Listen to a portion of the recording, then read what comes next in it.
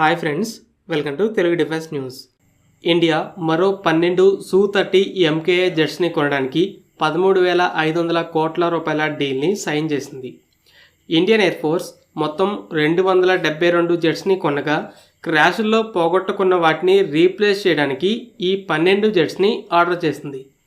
వీటిని కూడా ఇండియాలోనే HAL మ్యానుఫ్యాక్చర్ చేస్తుంది.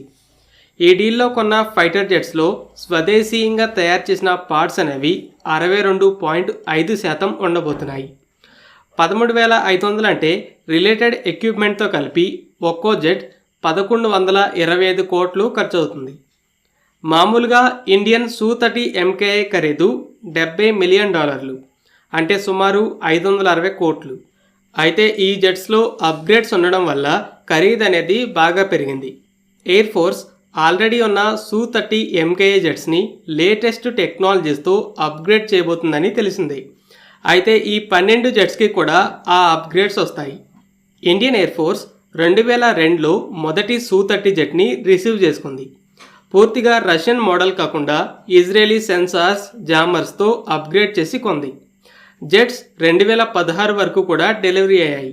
అయితే గత 10 సంవత్సరాల్లో రఫాల్, టైఫూన్, అలాగే F-16లో అడ్వాన్స్డ్ వెర్షన్ అయిన వైపర్ లాంటి జెట్స్కి అడ్వాన్స్డ్ AESA రాడార్స్ వచ్చాయి. రష్యన్ ఎయిర్ ఫోర్స్లో Su-57 తప్పితే మిగతా జెట్స్లో PESA రాడార్సే ఉన్నాయి. అందుకని ఇండియా స్వదేశీయంగా డెవలప్ చేస్తున్న విరూపాక్ష AESA రాడార్ని ఈ Su-30 జెట్స్లో ఫిట్ చేయబోతుంది. గ్యాలియం నైట్రేట్ టెక్నాలజీతో ప్రజెంట్ ఉన్న AESA రాడార్స్ అన్నింటికంటే కూడా బాగా అడ్వాన్స్డ్గా ఉంటుంది. అలాగే సెన్సార్స్, జామర్స్ విషయంలో కూడా ఈసారి ఇజ్రాయెల్తో పని లేకుండా DRDOనే సొంతగా డెవలప్ చేస్తుంది. ఇలాంటి టెక్నాలజీ అప్గ్రేడ్స్ వల్ల ఖరీదు పెరగడమే కాదు, రఫాల్, టైఫూన్ల కన్నా అడ్వాన్స్డ్గా ఉంటుంది. 5th జనరేషన్ జెట్స్ని కూడా గుర్తించగలదు. ఓవరాల్ 84 జెట్స్ని అప్గ్రేడ్ చేయడమే కాకుండా ఈ అప్గ్రేడ్తో మరో 12 జెట్స్ని కూడా ఎయిర్ ఫోర్స్ ఆర్డర్ చేసింది. 2030 కల్లా లేటెస్ట్ టెక్నాలజీస్తో 96 జెట్స్ సర్వీస్లో చేరొచ్చు. ఫ్రెండ్స్, ఈ వీడియో మీకు నచ్చినట్లయితే లైక్ చేయండి. అలాగే మరిన్ని ఇంపార్టెంట్ డిఫెన్స్ అప్డేట్స్ కోసం మన ఛానల్ని సబ్స్క్రైబ్ చేసుకోండి.